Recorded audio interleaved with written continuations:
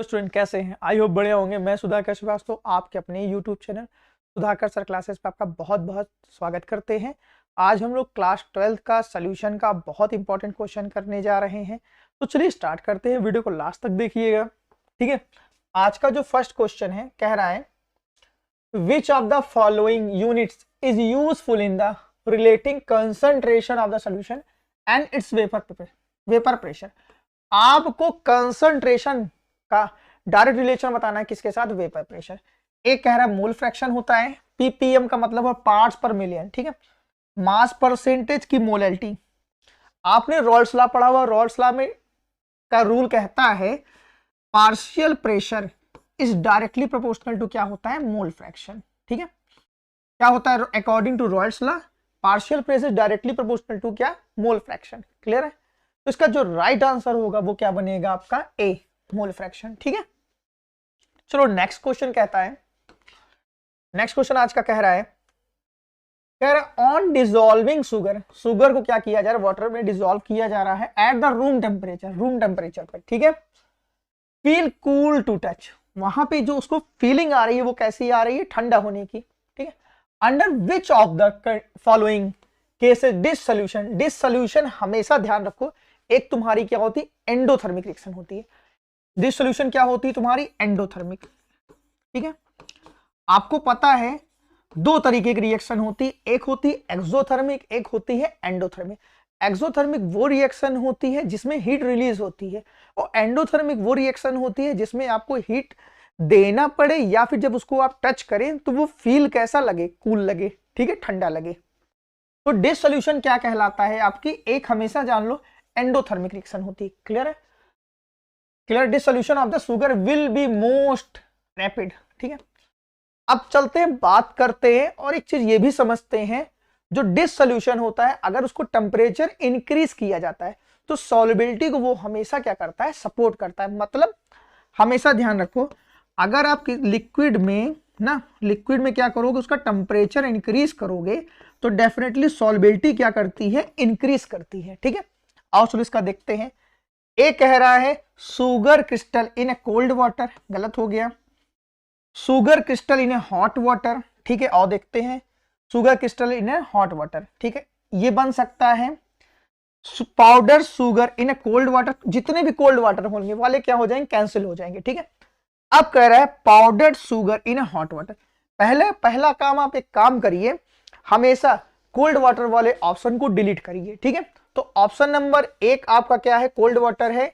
Option number जो आपका सी है वो भी क्या है? इसको डिलीट करिए। अब डिसाइड करते हैं, ये क्या कह रहा है? Sugar crystal in hot water. भाई आप शुगर को अगर क्रिस्टल फॉर्म में होगा उसको हॉट वाटर में डिसॉल्व करोगे तो वो ज्यादा जल्दी डिसॉल्व होगा, कि अगर पाउडर शुगर को आप डिसॉल्व करोगे तो जल्दी डिसॉल्व होगा? भाई पाउडर शुगर का जो सरफेस एरिया है वो क्या करता है? इंक्रीज, भाई ज्यादा होता है, तो वो हॉट वाटर में क्या करेगा? जल्दी से डिसॉल्व हो जाए। तो ऑप्शन नंबर डी इसका क्या है? राइट आंसर है। क्लियर है? चलो नेक्स्ट क्वेश्चन देख रहे हैं। कह रहा है maximum amount of the solid solute can be dissolve, ठीक है, स्पेसिफिक अमाउंट गिवन लिक्विड ना डज नॉट डिपेंड। कह रहा है आपको सॉलिड को किसमें डिसॉल्व करना है? लिक्विड में। एक ऐसी कंडीशन बतानी है जो मैटर ही नहीं करती है, इनमें से है ही नहीं, ठीक है। आपको हमेशा ध्यान रखिएगा, सॉल्युबिलिटी किसकी? सॉलिड की लिक्विड में। भैया देखो, टेम्परेचर इंक्रीज करने पर क्या होता है? टेम्परेचर इंक्रीज करने पर सॉल्युबिलिटी किसकी? सॉलिड की इंक्रीज कर जाती है ना। क्लियर? और प्रेशर का कोई भी इफेक्ट नहीं पड़ता। कब? जब सॉलिड को लिक्विड में डिसॉल्व करना होता है। वहीं अगर हम बात करें गैस की, तो गैस को अगर हम क्या करते हैं? लिक्विड में डिसॉल्व कर रहे हैं, तो अगर प्रेशर इंक्रीज करेंगे तो डेफिनेटली क्या होता है? अगर प्रेशर इंक्रीज हो तो सॉल्युबिलिटी भी इंक्रीज कर जाती है। लेकिन अगर टेम्परेचर इंक्रीज करते हैं तो सॉल्युबिलिटी वहां पे डिक्रीज कर जाती है। केस किसके? गैस के केस में, ठीक है।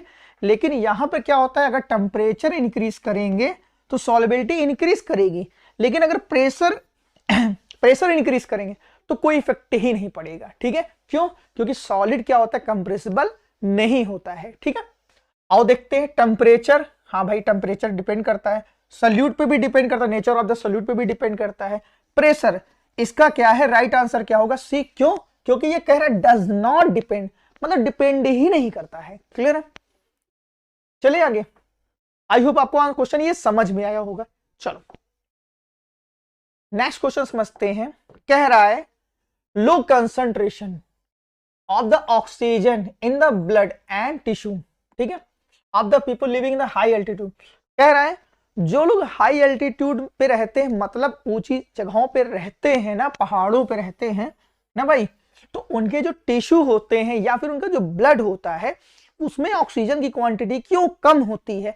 भाई देखो सीधी सी बात है, अगर कोई आदमी हाई एल्टीट्यूड पे रह रहा है, यहाँ पे जो अर्थ सरफेस होता है उसका जो प्रेशर, एटमॉस्फेरिक प्रेशर होता है वो 1 atm होता है, और ऊपर जाने पर प्रेशर धीरे धीरे क्या होता है, कम होता जाता है। और अगर प्रेशर कम हो रहा है तो सॉल्युबिलिटी, गैस की सॉल्युबिलिटी लिक्विड में क्या होती है, कम होती जाती है।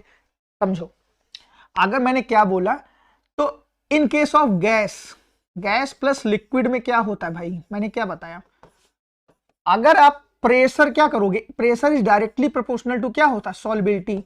भाई ऊपर जाने पे प्रेशर क्या हो रहा है, कम हो रहा है, तो सॉल्युबिलिटी भी क्या होगी, कम होगी। ठीक है, क्लियर है ना भाई? अगर सॉल्युबिलिटी कम हो रही थी यार, ब्लड में, ब्लड एक तरीके का लिक्विड ही तो है। ठीक है, आओ तो इसका ऑप्शन देखते हैं। ए कह रहा है लो टेम्परेचर, नहीं मैटर करता है। लो एटमॉस्फेरिक प्रेशर, लो एटमॉस्फेरिक प्रेशर क्यों? क्योंकि भाई देखो जैसे जैसे ऊपर जाओगे तो एटमॉस्फेरिक प्रेशर क्या होता जाएगा, कम होता जाएगा। अगर कम होता जा रहा तो सॉल्युबिलिटी भी क्या होती जाएगी, कम होती जाएगी। किसमें? ब्लड एंड टिश्यू में। क्लियर है? आई होप आपको क्वेश्चन समझ में आया होगा। ठीक है,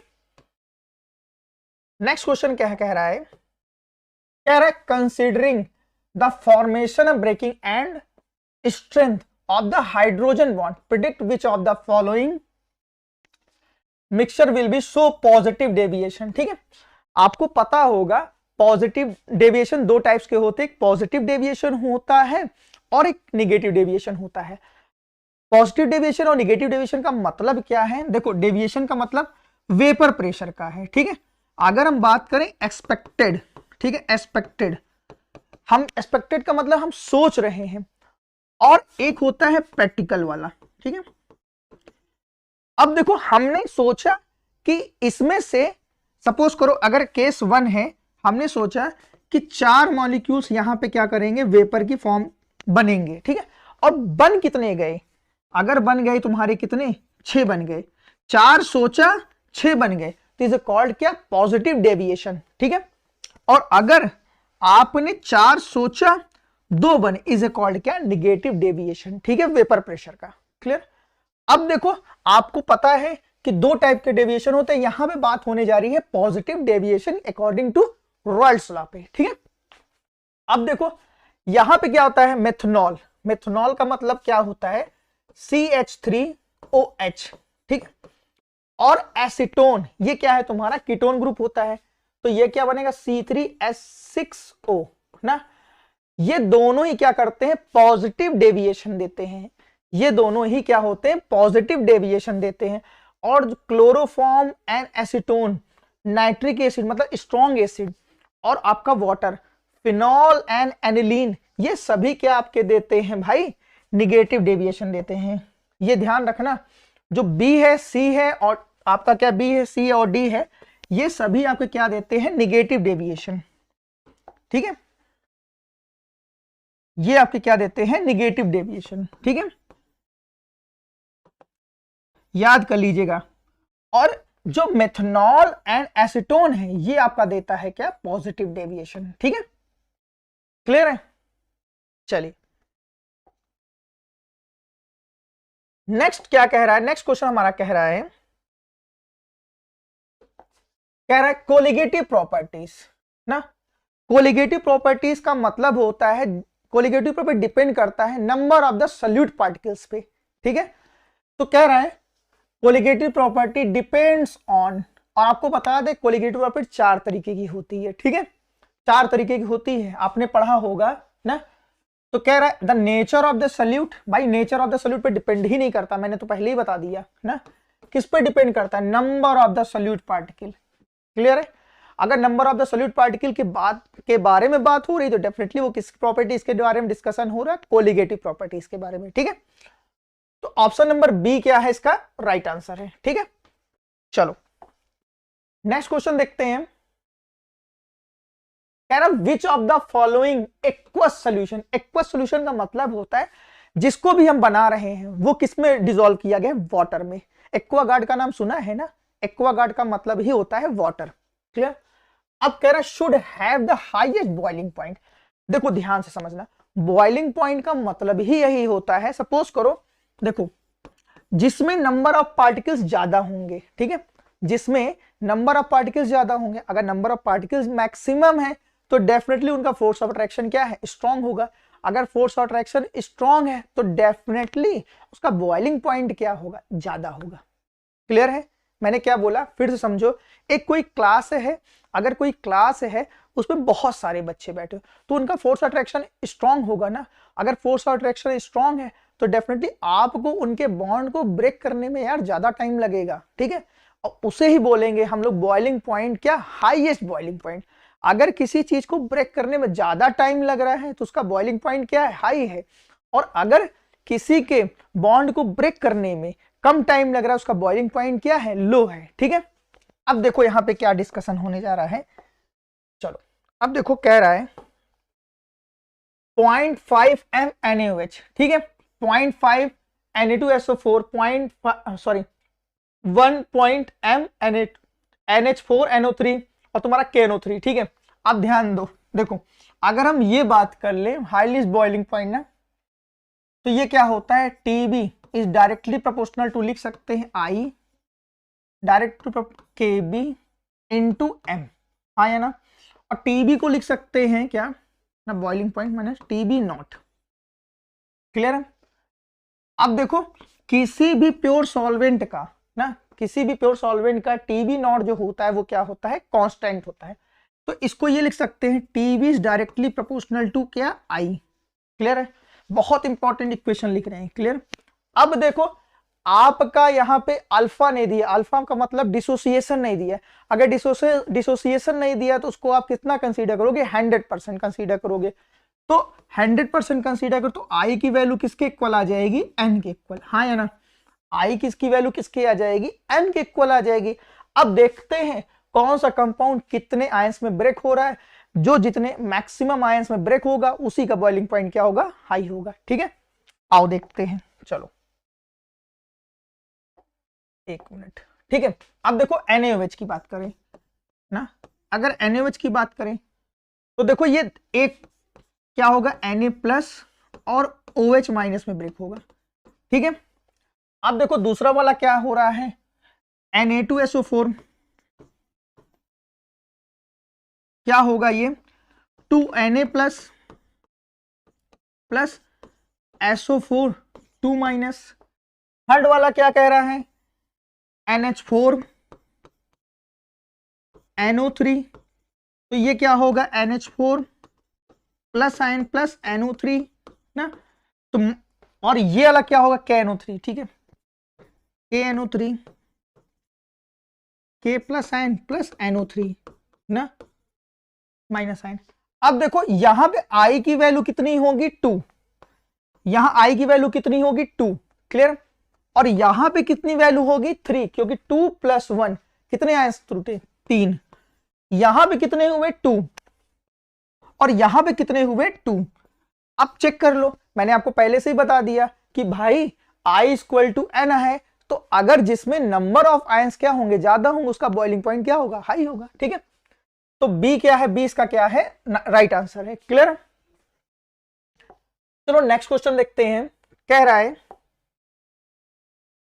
in comparison 0.5 m solution of glucose na, the depression in freezing point of the 0.01 m of the MgCl2।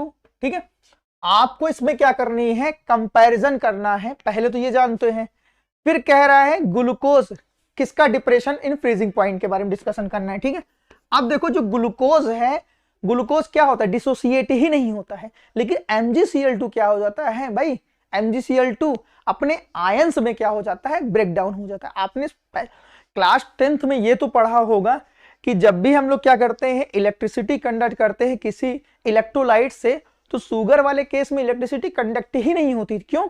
क्योंकि वो कंपाउंड डिसोसिएट ही नहीं होता था। अगर डिसोसिएट नहीं हो रहा तो उसमें आयंस नहीं है। लेकिन in case of MgCl2, MgCl2 भाई क्या होता है, एक आयनिक कंपाउंड है, और ये जब ब्रेक डाउन होता है तो Mg2 प्लस में और +2 Cl माइनस आयंस, मतलब अगर आयंस काउंट करो तो यहाँ आयंस कितने हैं, 3। और यहाँ पे जो ग्लूकोज है ना, जो ग्लूकोज है वो कितना है, 1।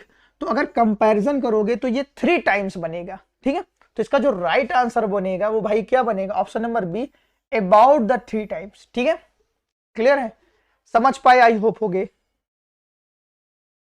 नेक्स्ट क्वेश्चन कह रहा है the value of the Henry constant ना, क्लियर है, हेनरी कांस्टेंट की वैल्यू डिपेंड करती है, जानते हो किस पे, KH is directly proportional to क्या होता है, टेम्परेचर। क्लियर, पहली चीज ये जान लो, हर लिक्विड के लिए जो KH होती है, हेनरी लॉ होती है, उसकी जो वैल्यू होती है वो डिफरेंट होती है। अगर KH की वैल्यू हाई ना, तो सॉल्युबिलिटी क्या हो जाती है, डिक्रीज हो जाती है। हमेशा ध्यान रखना, जस्ट क्या होता है, अगर सॉल्युबिलिटी KH की वैल्यू क्या है, हाई है, तो सॉल्युबिलिटी हमेशा क्या होती है, लो होती है। डायरेक्ट एकदम डायरेक्ट याद रखिएगा। ठीक है, मतलब KH का डायरेक्ट रिलेशन क्या होता है, डायरेक्टली प्रोपोर्शनल टू क्या, टेम्परेचर, इनवर्सली प्रोपोर्शनल टू क्या, सॉल्युबिलिटी। ठीक है, आओ चलो देखते हैं, कह रहा है इंक्रीज विथ इंक्रीजिंग टेम्परेचर। ठीक है, इसका राइट आंसर क्या बनेगा तुम्हारा, ऑप्शन नंबर ए। ठीक है, चलो देखो हमारा नेक्स्ट क्वेश्चन कह रहा है 4 litre of the 0.02 m aqueous solution of the NaCl, ठीक है, was diluted by the adding 1 litre. मतलब इतना तुम्हारा सोल्यूशन है, क्लियर है, कुछ टाइम बाद उसमें क्या किया जा रहा है, 1 लीटर वाटर को और ऐड कर दिया जा रहा है। तो उस सोल्यूशन की आपको क्या बतानी है, मोलरिटी बतानी है। ठीक है, अकॉर्डिंग टू डाइल्यूशन लॉ क्या होता है, M1V1 इक्वल टू होता है M2V2। क्लियर है, अब देखो M1 क्या है तुम्हारा 0.02, क्लियर है, V1 कितना है भैया 4, क्लियर है, M2 तुम्हारा हाउ मच है, और V2 कितना है भैया, यहाँ पे देखो चेक करो, 4 था पहले से, 1 लीटर और ऐड किया गया तो कितना हो गया 5। ठीक है, अब यहाँ पे देखो 0.08, क्लियर है, क्योंकि हमने यहाँ से मल्टीप्लाई किया, और क्या आएगा भाई 5। ठीक है, 5 इक्वल टू M2 ना। अब देखो 18 पंचे 16 पंचे 80 ना, तो यहाँ पे तुम्हारा जो राइट आंसर बनेगा वो क्या होगा, D is a right answer. Clear है, ठीक है, चलिए वीडियो अच्छा लगे तो वीडियो को लाइक करिए, चैनल को सब्सक्राइब करिए। Thank you.